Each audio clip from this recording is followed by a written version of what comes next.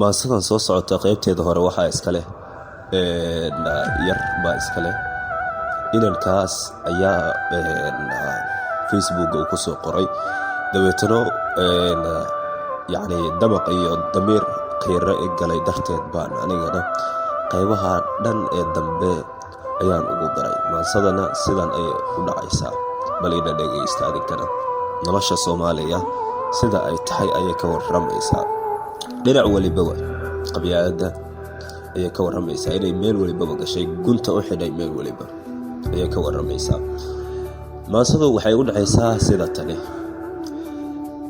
inta buugu shay yahay, PhD-du tahay magac, aqoontii boosaskeedii ka bariista ina hebel, waxba isma beddelayaan. intaasi waxaa iska leh inan baa ku soo qoray Facebook, anigana waxaan raaciyey intan kale ayaan aniguna raaciyey. bahal qabyaalad baa bogaggii nolosha ka xidhay badhaadho, badh baa barwaaqoobi, badanaa baa dhibtooni, barashada cilmigana baaniyey maskaxduye, aqoonta bale ma leh, bahwadaaga qabiilka baa basaasay ummadiye, badh xun ku tiirshay, umuu bogo cilmiga, baafiyaha jahliga, bal maxaa yeele dadweyn weeye saafiya, cilmiga ruux barashadii ku baholiyooway baa garanaya cadaaladda, bogsiinta nabarada, basaastii colaadda, baabi'isay dadyoogii, xaqa baalashiisii lagu baaciyey xaaraanta, kolkuu batay jahligii, baadifurkii noqotay, baab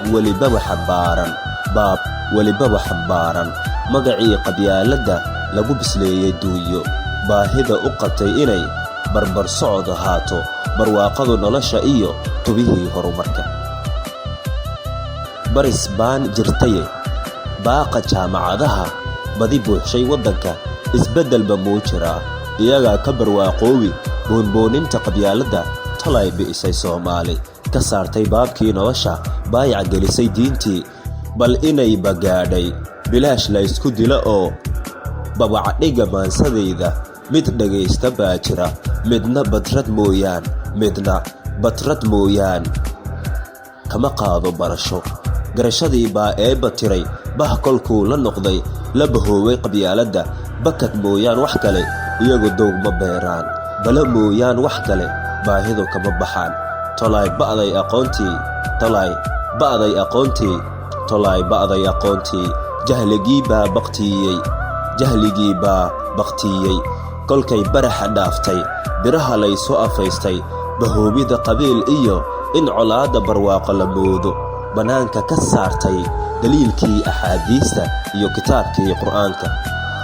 maansada halkan ayay ku kooban tahay. ereyada hore ee maansada markii aan akhristay ayuu damaq i galay, dabeetana maskaxdayda ayaan u tarjumay dareenkayga.